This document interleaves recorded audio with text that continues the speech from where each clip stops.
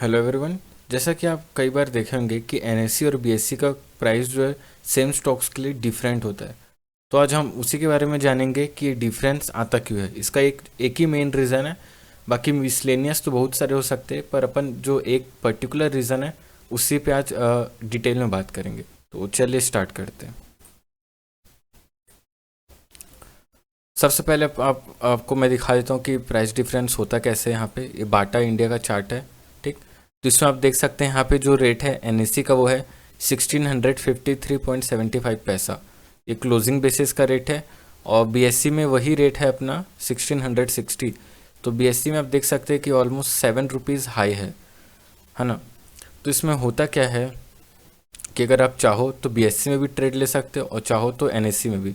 जीरोधा आपको दोनों, ऑलमोस्ट हर ब्रोकर आपको दोनों पे अलाउ करेगा कि आपका जिस पे मानो। बट जनरली कोई भी एक इन्वेस्टर होता है वो एनएससी प्रीफर करता है। उसका एक ही रीज़न है कि उसमें लिक्विडिटी ज़्यादा है, ठीक। ये नहीं कि ये सस्ता पड़ता है एनएससी, हमेशा ऐसा नहीं होता। कई बार बीएससी सस्ता रहेगा, एनएससी महंगा रहेगा, तो ये फ्लक्चुएट होते रहते हैं। ये तो एक स्टॉक के बारे में बात कर रहा हूँ। अपन एग्जांपल और देख लेते हैं, गोदरेज, ठीक है। यहाँ पे आप देख सकते हैं कि बीएससी सस्ता है और एनएससी पे महंगा है। बट लोग एनएससी ही प्रीफर करेंगे ना कि बीएससी, क्योंकि यहाँ पे जो लिक्विडिटी का कंसर्न होता है वो बीएससी में बहुत ज़्यादा होता है। फॉर एग्जांपल मैं आपको अभी का ही दिखा देता हूँ। आज की डेट 4 तारीख है, तो ये 3 तारीख का आप देख सकते हैं कि मार्केट बीएससी का वॉल्यूम और टर्नओवर, एनएससी का वॉल्यूम और एनएससी का टर्नओवर, ठीक। तो 3 अगस्त को देख लेते हैं। तो बीएससी का जो वॉल्यूम होता है वो सिर्फ मान लो आप 6,90,000 के आसपास है। और वहीं सेम वॉल्यूम आप एनएससी का देखोगे तो 33,000 है। मीन्स एनएससी पे बहुत ही ज़्यादा हाई वॉल्यूम्स ट्रेड होते हैं। आप ये एक पर्टिकुलर डेट नहीं, आप हर दिन का देख सकते हो। जैसे कि यहाँ पे 30 जुलाई का देख सकते हैं, ऑलमोस्ट 6,000 है और यहाँ 31,000। तो जो मेन रीज़न है प्राइस डिफ्रेंशिएशन का, वो इसी कारण आता है कि दोनों में जो लिक्विडिटी के लेवल्स होते हैं वो दोनों में अलग अलग होते हैं। एनएससी ज़्यादा लिक्विड होता है क्योंकि आप इसमें इजीली ट्रेड कर सकते हो। जो आप प्राइस में चाहो उस प्राइस में आपको स्टॉक्स मिल जाते हैं। बट बीएससी में ऐसा नहीं है, बीएससी में कम ही लोग ट्रेड करते हैं, है ना।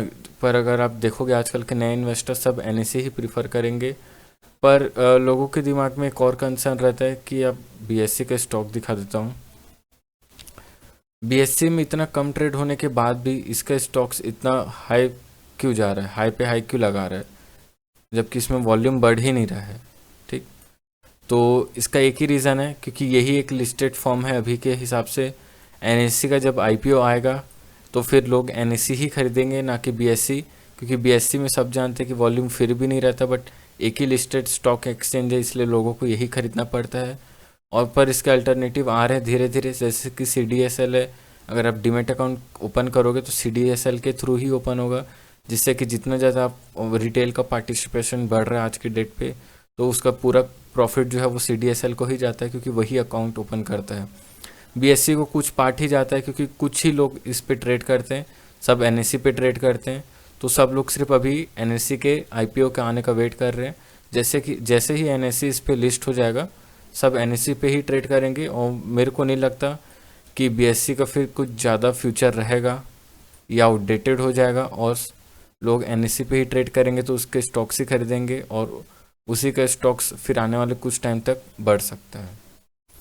तो आज का बस मेन पॉइंट यही था कि प्राइस डिफ्रेंशिएशन क्यों आता है, और उसका मेन एक ही रीज़न है, डिमांड और 1 सेकेंड, डिमांड और supply. Okay, so thank you.